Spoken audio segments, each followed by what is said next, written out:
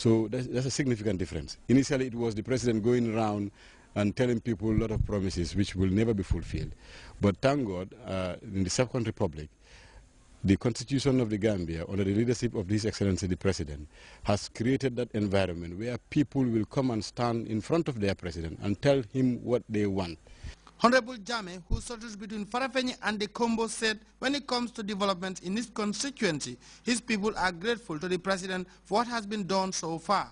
And really, we have seen a significant difference in the living standard of our people. Because when you are given the opportunity to say what you want, there is one, freedom of expression.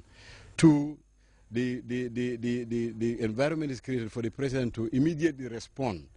And in most cases, whatever is asked for is delivered on the spot.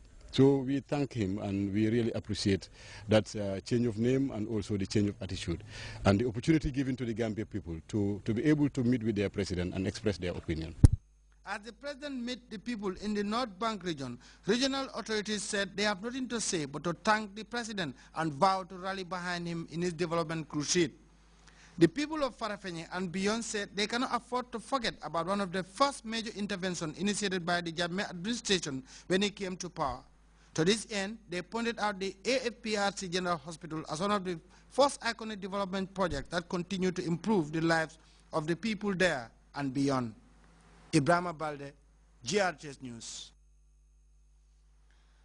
For over 8 solid years of existence, the Francis de Gonjai Foundation recently marked its 7th annual seminar and dinner, commemorating the values of excellence and dedication to service that the late Francis de Gonjai stood for throughout his short time, but exemplary lifetime. Louis Mendy has more.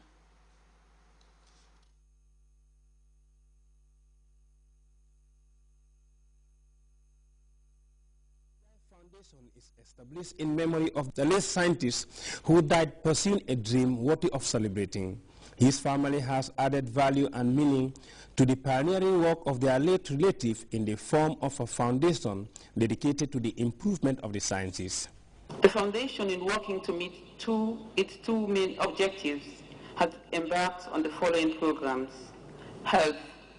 The foundation continues its partnership with the Edward Francis Small Teaching Hospital Cervical Cancer Screening Unit, and hopes that in the near future it will work with the Reproductive and Child Health Unit to support the training of more health personnel. The Foundation's latest activity was a forum for a discussion of the country's most vaunted pact policies, with the additional thought of discussions on the required policies to enhance youth participation. I also note with satisfaction the relevance of the team to the agricultural sector of the Gambia. Agriculture is one of the Gambia's most productive sectors of the economy, contributing to 25 to 30% for national GDP, of which the livestock sector accounts for approximately 7% and horticulture 4%. The list of expert speakers was diverse, and their deliberations focused on the twin issues, youth and their impact on agricultural development. This team, back to learn what policies are required to enhance youth participation, is apt and relevant for at least 2 reasons. First and foremost, the concept back to learn was conceived and developed by a dynamic and visionary leader, His Excellency the President of the Republic, Sheikh Professor Al-Haji Dr. Yahya A.J. Jammeh. In trying to draw our attention to the fact that land is one of our most precious assets, it does not only provide dwellings, but provides food and is a basis for industrial developments as well. Agriculture is not seen as a viable business initiative in the Gambia, an attractive career path. It is tedious and time-consuming due to inadequate access to improved technologies. For others, the more intractable issue of youth unemployment needs to be given added attention. This, however, experts say, can hardly be addressed without the proper input of youth themselves. I believe that the clarion call that was made by His Excellency the President was probably the single clarion that probably signaled the beginning of an agricultural revolution in the Gambia. Because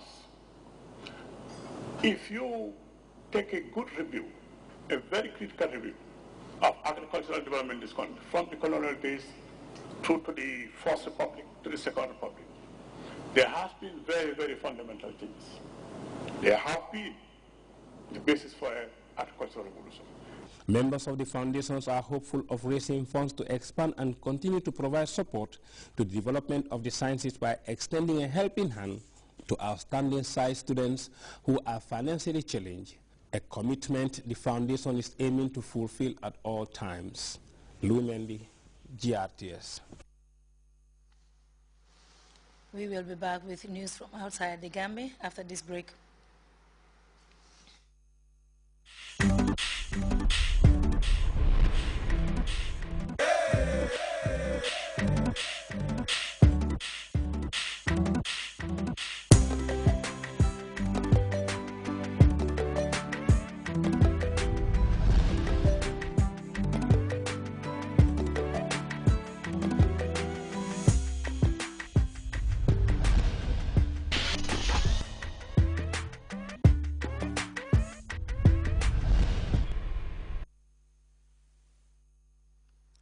Welcome back.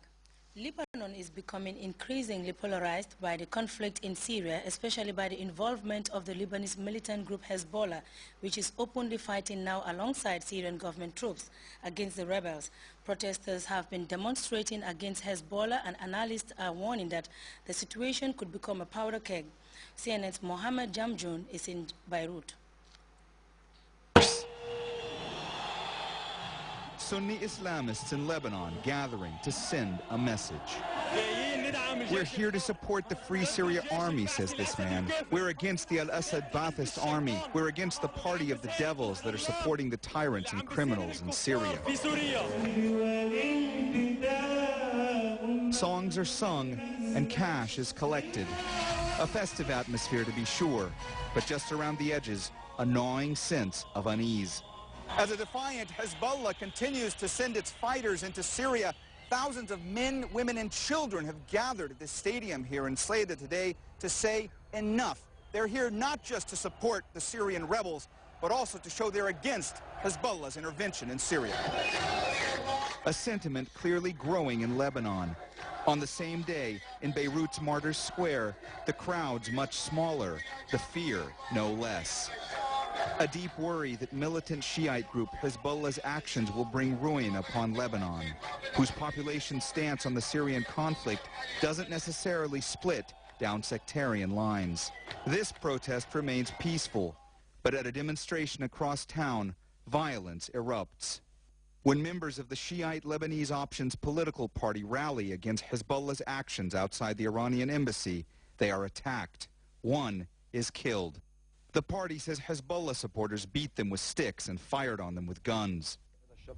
One protester who was roughed up says Hezbollah cannot force all Shiites to accept their involvement in Syria.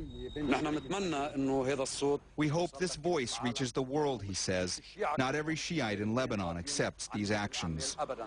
But that seems to make little difference in a Lebanon as fragile and fractious as ever, struggling not to be dragged into a war that keeps bleeding across sectarian and ideological lines.